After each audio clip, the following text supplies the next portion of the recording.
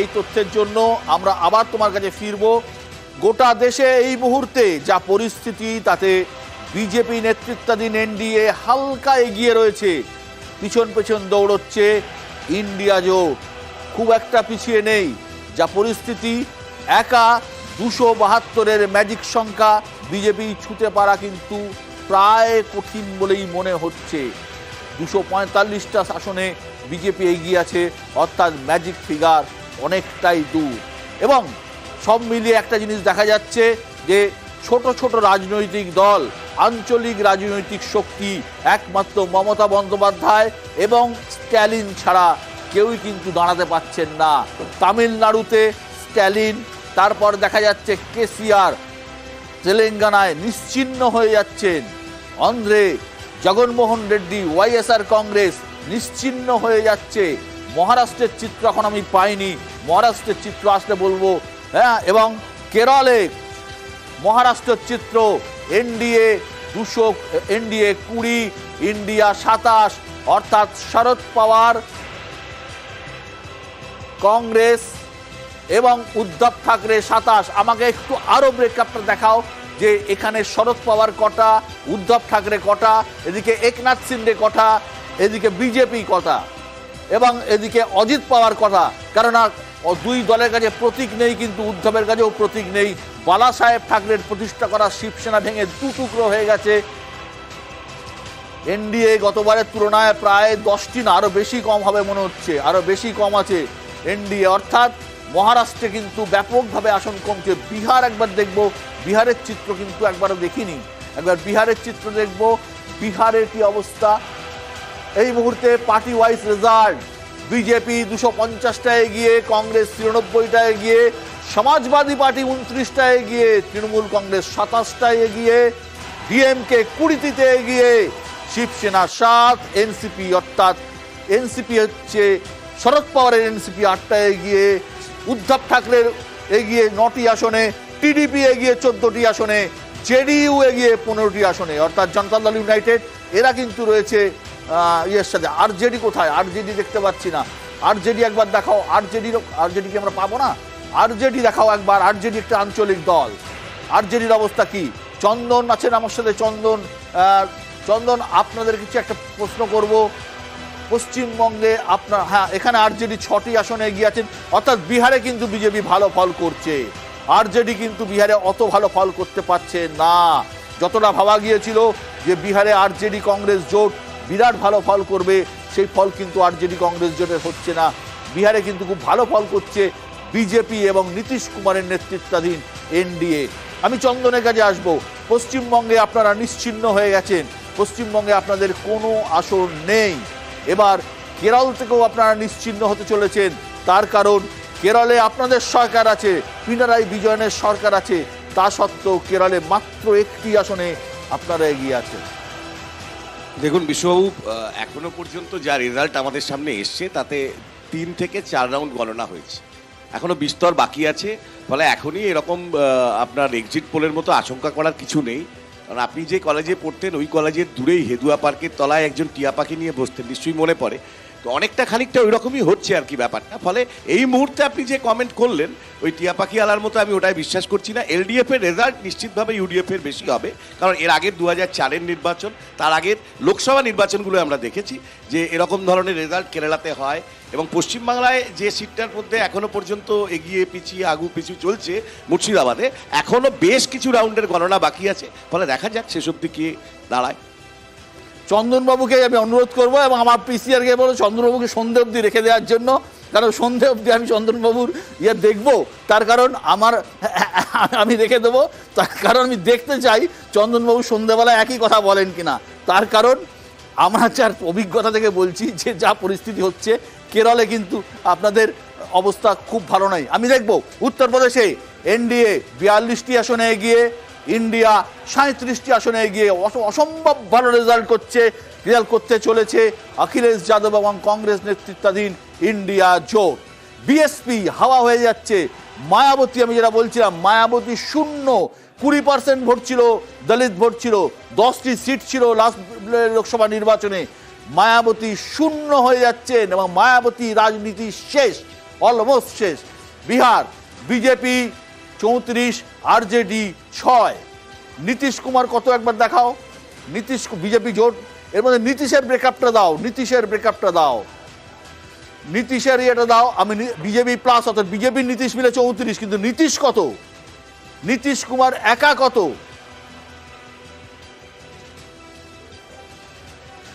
নীতিশ কুমার একা 15। অনেক ভালো রেজাল্ট করছেন নীতিশ কুমার, মানে খুব সামান্য ভোট শতাংশ রয়েছে নীতিশ কুমারের, অনেক অনেক ভালো রেজাল্ট করছেন নীতিশ কুমার। নীতিশ কুমার জেডিইউ 15টা, হ্যাঁ 15টা, অনেক ভালো রেজাল্ট করছেন নীতিশ কুমার। কারণ নীতিশের 15টা আসন পাওয়ার কথা নয় যদি একা না লড়তেন। নীতিশ কুমার খুব সঠিক সিদ্ধান্ত নিয়েছেন বিজেপির সাথে চলে যাওয়ার জন্য। একা লড়লে নীতিশের পক্ষে 3 থেকে 4টি আসন পাওয়া সম্ভব ছিল না। কংগ্রেস 93টি আসন, কংগ্রেস কিন্তু দারুণ রেজাল্ট করছে, আশাতীত ভালো রেজাল্ট করছে কংগ্রেস। আমাদের মনে রাখতে হবে 2004 সালে কংগ্রেস যখন ক্ষমতায় এসেছিল, কংগ্রেস নেতৃত্বাধীন ইউপিএ জোট, সেই সময় কংগ্রেসের আসন সংখ্যা ছিল 145টা। কংগ্রেস কি 100-র গন্ডি ক্রস করবে, ট্রিপল ডিজিটে যাবে? বিহারে একটি আসনে সিপিআই এগিয়ে আছে, আমি খবর পাচ্ছি। একটি আসনে সিপিআইএমএল 2টো আসনে এগিয়ে আছে। হ্যাঁ, গতবার তাই ছিল। তার কারণ একটা ঘটনা হচ্ছে, তোমরা যদি আপনারা যদি জানেন তাহলে সেটা হচ্ছে বিহারে কিন্তু গত বিধানসভা নির্বাচনে সিপিআইএম দীপঙ্কর ভট্টাচার্যের নেতৃত্বাধীন সিপিআইএমএল অনেকগুলি আসনে জয়ী হয়েছিল। তারা কিন্তু প্রায় 9টির বেশি আসনে জয়ী হয়েছিল।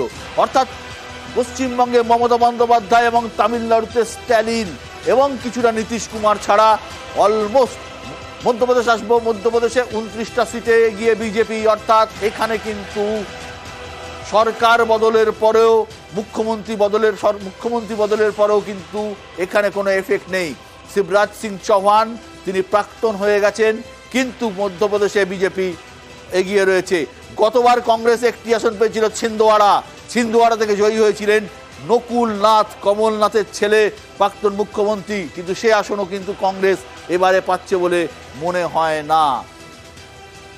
রাজস্থানে আক্ষরিক অর্থেই কাঁটে কি টক্কর, বিজেপি 13, কংগ্রেস 12। অর্থাৎ এখানেও সরকার বদল হয়েছে, মুখ্যমন্ত্রী বদল হয়েছে, কিন্তু লড়াই 50-50। অর্থাৎ রাজস্থানে বিধানসভা ভোটের পার্সেন্টেজের ব্যবধান ছিল 1%, সেই 1% ব্যবধান কিন্তু কমে এসেছে, এবং 13 এবং 12।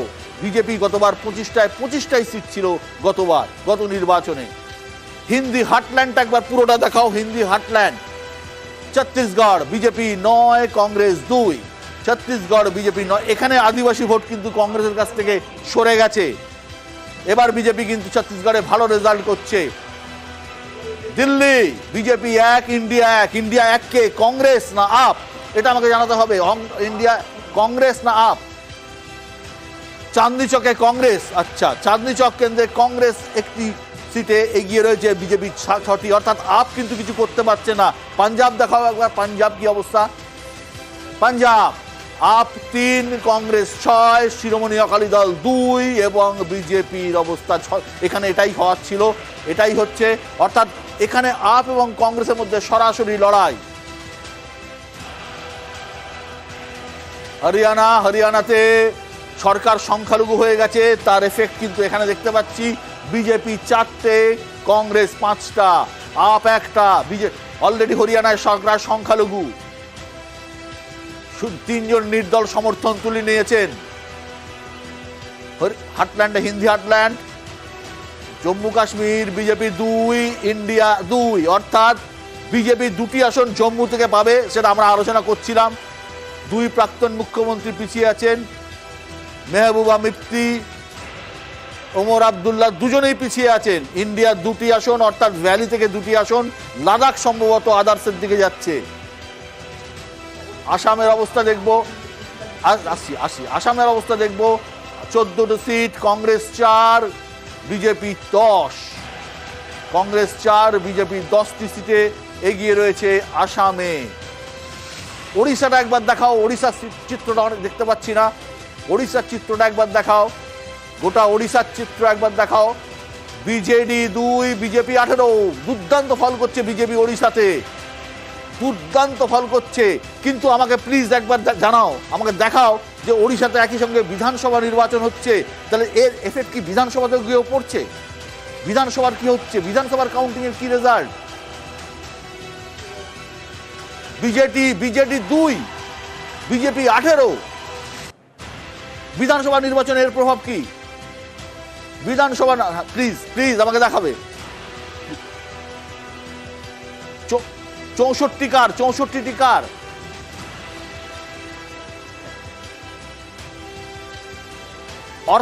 অর্থাৎ হালকা মার্জিনে বিজেডি এগিয়ে রয়েছে বিজেপি। তার মানে নবীন পট্টনায়ক সরকারের পতন হচ্ছে, নবীন পট্টনায়ক সরকারের পতন হচ্ছে, ওড়িশাতে নবীন পট্টনায়ক সরকারের পতন হচ্ছে এবং ওখানে কিন্তু বিজেপির সরকার তৈরি হচ্ছে। আমার নিজের ধারণা পান্ডিয়ান নির্ভরতা নবীন পট্টনায়ককে ডোবাচ্ছে। তার কারণ একজন সাউথ ইন্ডিয়ান, দক্ষিণ ভারতীয়কে ওড়িয়া জনগণ কখনোই মেনে নেবে না। এবং শিবাজিদা, আমার নিজের ধারণা পান্ডিয়ান নির্ভরতাই নবীন পট্টনায়কের পতনের কারণ। অবশ্যই যেটা নবীনবাবুর যেটা ছিল সাংঘাতিক, তার বাবার দিক থেকে যেটা পাওয়া উত্তরাধিকার এবং তার নিজের বিভিন্ন স্কিম এবং অত্যন্ত স্বচ্ছ ভাবমূর্তি সেদিক থেকে এই ছিল। কিন্তু শেষের দিকে যেটা বৃদ্ধকালে এসে তার যে অবস্থা, পান্ডিয়ান যিনি হচ্ছেন তামিল, তিনি ভালো করে তিনি সে তামিলকে তার উত্তরাধিকারী বলে দিয়েছেন। সেই জায়গাটা থেকে কিন্তু ওড়িয়া অস্মিতা সেখানে আঘাত লেগেছে। যেটা যে ঘটনাটা পশ্চিমবঙ্গের বিজেপির ক্ষেত্রে একটা সময় প্রচার করেছিল তৃণমূল কংগ্রেস, যে অবাঙালির হাতে চলে যাবে বাংলা, সেই প্রচারকে ভর করেই অনেকটা ভোট টেনে নিয়েছিল। হ্যাঁ, নবীন পট্টনায়ককে নিয়ে অ্যাজ পলিটিশিয়ান নবীন পট্টনায়ককে নিয়ে সন্দেহ করার জায়গা নেই। অত্যন্ত ভালো একজন সিএম ছিলেন, মানে আছেন এখনো, আর নিজে গুড পলিটিশিয়ান। কিন্তু এই পান্ডিয়ান একটা ফ্যাক্টর হয়ে দাঁড়িয়েছে উড়িষ্যার ক্ষেত্রে। ওড়িশা যা লোকাল ইস্যু, এখানে ইস্যু, সেখান থেকে একটা পান্ডিয়ান কমিউনিটি, পান্ডিয়ান নির্ভরতা, টোটাল ইস্যু এটা এখানে আসছে, ওটা ফ্যাক্টর করছে। আগের বার লোকসভার ক্ষেত্রে দেখি ওড়িশাটা অদ্ভুত জিনিস হতো, লোকসভায় বিজেপিকে সাপোর্ট থাকতো, বিধানসভায় থাকতো হচ্ছে বিজেডি।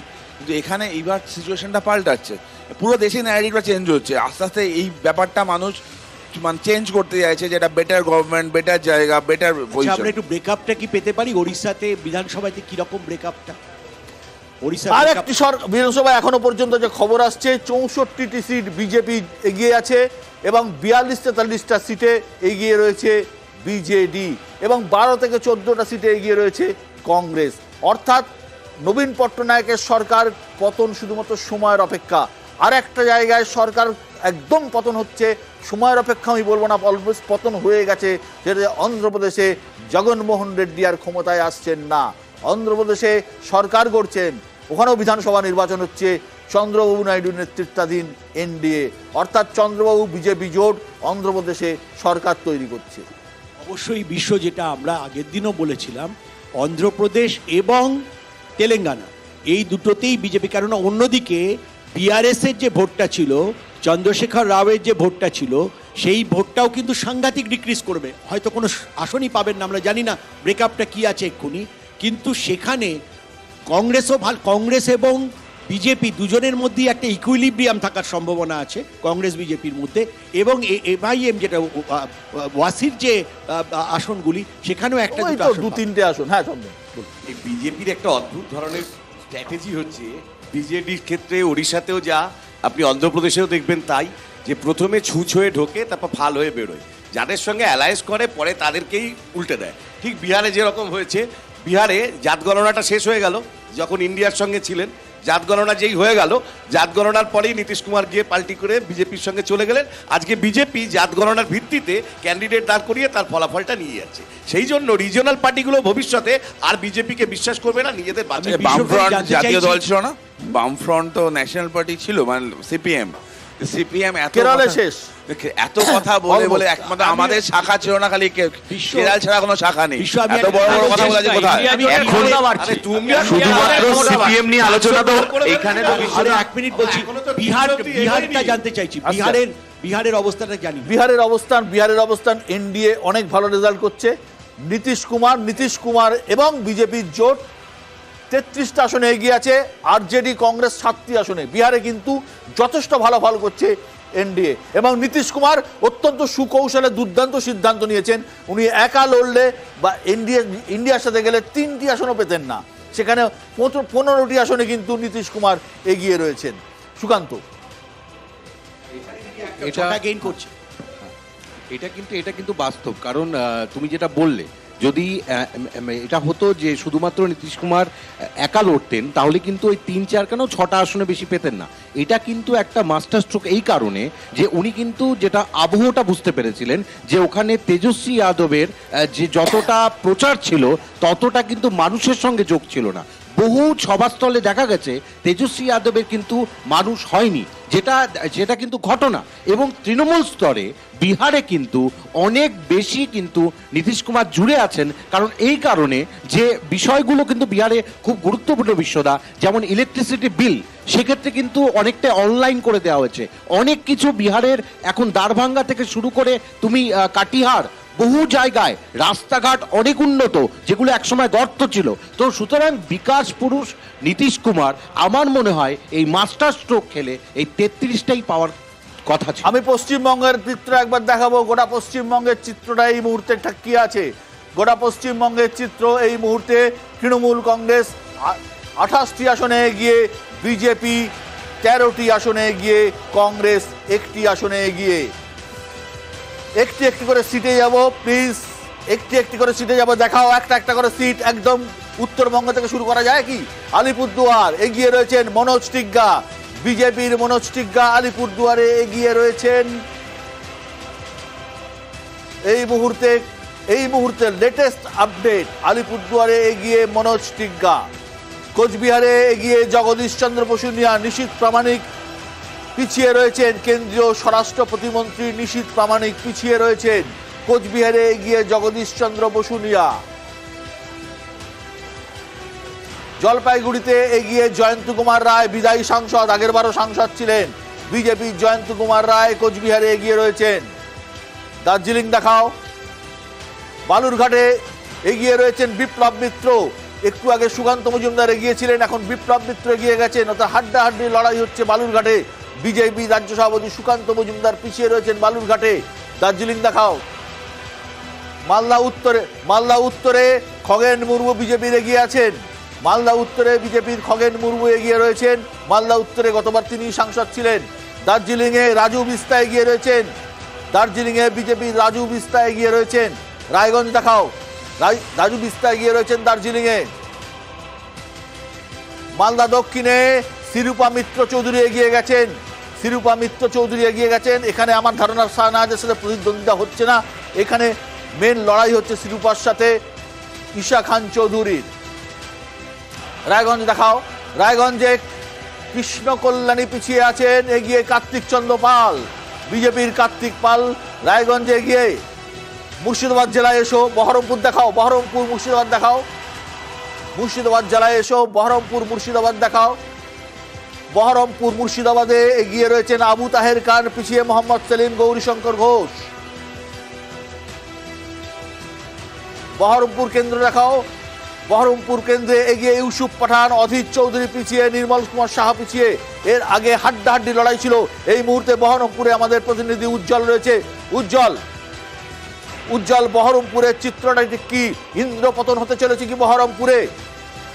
বহরমপুরে কি ইন্দ্রপতন হতে চলেছে? তার কারণ এখনো পর্যন্ত ইউসুফ পাঠান সেখানে যে সবকটি বিধানসভা কেন্দ্র থেকেই এগিয়ে চলেছে। অর্থাৎ এখনো পর্যন্ত যা খবর, যে প্রত্যেকটি বিধানসভা যদি ধরা হয়, প্রত্যেকটি বিধানসভা কেন্দ্র থেকেই কিন্তু ইউসুফ পাঠান এগিয়ে চলেছে। অর্থাৎ বহরমপুরে কিন্তু ইন্দ্রপতন হতে চলেছে এখনো পর্যন্ত যা ট্রেন্ড, সেটাই কিন্তু দেখা যাচ্ছে। শিবাজিদা, কংগ্রেসের কাছে আসবো। কংগ্রেসের অনিন্দ, বহরমপুর ইন্দ্রপতন হতে চলেছে, অধীর চৌধুরী অনেক পিছিয়ে গেছেন। এটা প্রাথমিক ধারণা। আপনি একটু জিজ্ঞেস করুন আপনার যে নিউজ রিপোর্টার আছে তাকে, যে কতগুলো রাউন্ড হয়েছে। এখনো অধীর চৌধুরী পিছিয়ে যেটা আপনারা দেখাচ্ছেন সেটা হচ্ছে ইউসুফ পাঠানের এরিয়ায় কিছু ভোট উঠেছে এবং সেটা করছে। আমি এক মিনিট সবচেয়ে বলতে মুশকিল। তো এখন মুশকিল হচ্ছে যে দেখুন, আলটিমেট কিন্তু অধীর চৌধুরী জিতবে, মার্জিন হয়তো কমতে পারে, কিন্তু অধীর চৌধুরী মুর্শিদাবাদ সহ বহরমপুরের মানুষের সঙ্গে যেভাবে যোগসাজশ রেখে যেভাবে কাজ করেছে, তাতে আমার ধারণা যে বহরমপুরের মানুষ অধীর চৌধুরীকে ফেরাবে না, কারণ এটা আব্দুল সাত্তারের মাটি। এই আব্দুল সাত্তারের মাটিতে কংগ্রেস হারবে না, এটা আমার বিশ্বাস। অনিন্দ, আমি একটা কথা আপনাকে বলি। ভোটের ট্রেন্ড যদি আমরা ঠিকঠাক বুঝে থাকি, অধীর চৌধুরীর জেতার সম্ভাবনা খুব খুব কম। তার কারণ ইউসুফ পাঠান এবং অধীর চৌধুরীর ভোট ভাগ হয়ে যাবে এবং বিজেপি তার ভোট ধরে রাখতে পারছে। এই কারণে পাচ্ছে, একটা সময় বিজেপির নির্মল কুমার শাহ এগিয়েছিলেন। বিজেপি যদি হিন্দু ভোট ধরে রাখতে পারে বহরমপুর এবং তার পাশের কেন্দ্রতে, তাহলে মাইনরিটি ভোট ভাগাভাগি হয়ে গিয়ে অধীর চৌধুরী হারার চান্স প্রবল। মাইনরিটি ভোটটা ম্যাক্সিমামটা অদিতদা পাবে এবং হিন্দু ভোটটা অদিতদা পাবে, কারণ অদিতদা তাহলে তো কোনোদিন ওই জিতেই বাইনারি পলিটিক্সটা তাহলে তো করে না। জিতেই হিন্দু যেতে, মুসলমানে জিতবেন না। হিন্দু মুসলমানে জেতার বাইনারি chance পলিটিক্সটা করে না কোনোদিন জিতবেন না, অদিতদা। জেতার চান্স খুব কম, জিতলে খুব সামান্য আপনার মনে margin। হচ্ছে লাস্টে না, চারটে আমি করে একটু আসবো, বলি। আপনাকে বলবো। অনিন্দা, বলছি যে ইউসুফ পাঠান এগিয়ে থাকবে এবং ইউসুফ পাঠান জিতবে, এটা কিন্তু আমরা প্রথমবার থেকে আমাদের সমস্ত উচ্চ নেতৃত্ব বলেছে যে অধীর চৌধুরী হারতে চলেছে। কারণ অধীর চৌধুরী যদি প্রত্যেকবার অ্যানালাইসিস করেন, লাস্ট ইলেকশনেও কিন্তু বহরমপুর এবং কান্দি বিধানসভা থেকে ম্যাক্সিমাম লিডটা পেয়েছিল। এইবার মানুষের যে পালস আমরা দেখেছি ইউসুফ পাঠানের ক্ষেত্রে, যেইভাবে মানুষের ভিড় প্রত্যেকটা জনসভাতে, মানুষের এবং- পালস ইউসুফ পাঠান দিয়ে নয়, না, মানুষের তৃণমূল pulse- কংগ্রেসের পাশে। মানুষের পালস একটা, সেটা হচ্ছে সবথেকে তৃণমূলের ট্রাম্প কার্ড লক্ষ্মীর ভান্ডার। এই ট্রাম্প কার্ডেই তৃণমূলের ডেফিনেটলি শুধুমাত্র দাদা লক্ষ্মীর ভান্ডার তো আছেই, লক্ষ্মীর ভান্ডার তো আমরা বলছি লক্ষ্মীর ভান্ডার আছে, লক্ষ্মীর ভান্ডার ছাড়া অন্যগুলো নেই, কন্যাশ্রী নেই, রূপশ্রী সে তো নেই, আছেই, আমি লক্ষ্মীর শাস্ত্রে ভান্ডারে এবারে লক্ষ্মীর 1000 ভান্ডার তো টাকা definitely। লক্ষ্মীর ভান্ডার। তার সাথে অধীর চৌধুরী ওখানে দাঁড়িয়ে নদী ভাত রোধনের জন্য মানে আটকানোর জন্য বা ফারাক্কা মানে প্রকল্পের জন্য একবারও সংসদে দাঁড়িয়ে বলেনি।